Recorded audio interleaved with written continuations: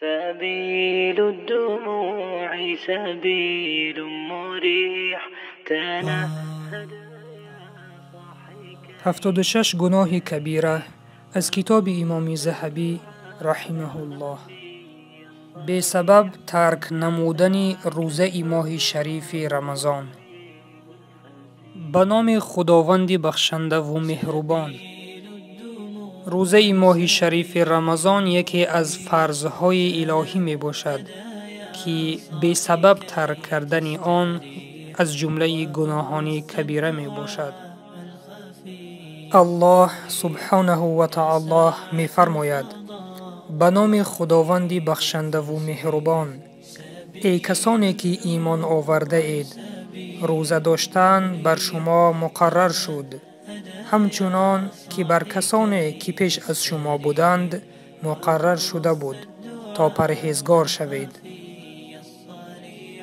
هر یک مرد و زن مسلمانی که به بلاغت می رسد و در حالی که او سالم است و در سفر نیست، بر او ادا کردن روزه ماه شریف رمضان فرض می گردد.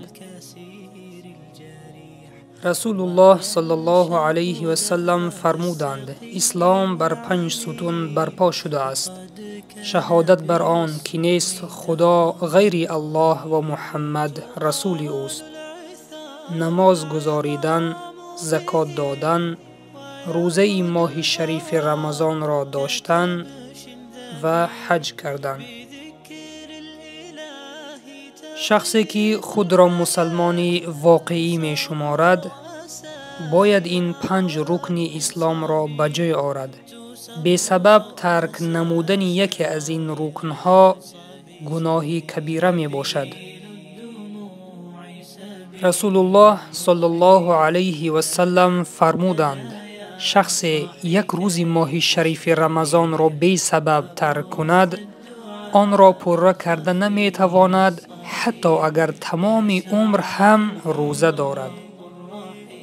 برادری ایمانی ام ببین، یک روز روزه داشتن ماه شریف رمضان چی قدر اجر و ثواب دارد.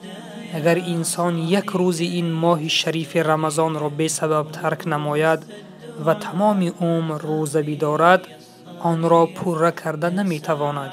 یعنی آن ثواب و اجری که در یک روز ماه شریف رمضان می گیرد در دیگر روزها گرفته نمی تواند، اگر چندی که قضایی او را برپا کند.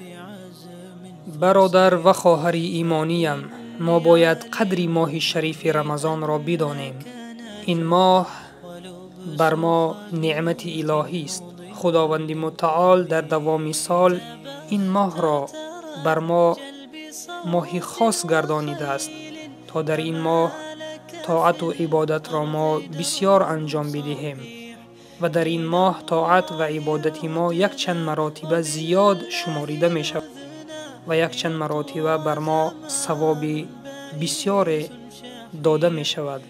پس قدر این ماه را بدانیم و عملهای صالح را در این ماه بسیارتر انجام بدهیم.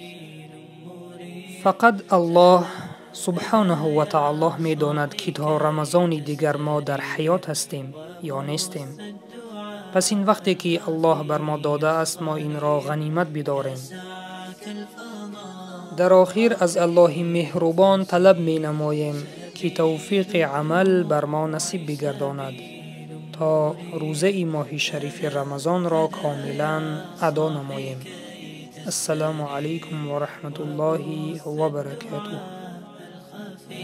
الصريح يسعك الفضاء الرحيم الفسيح.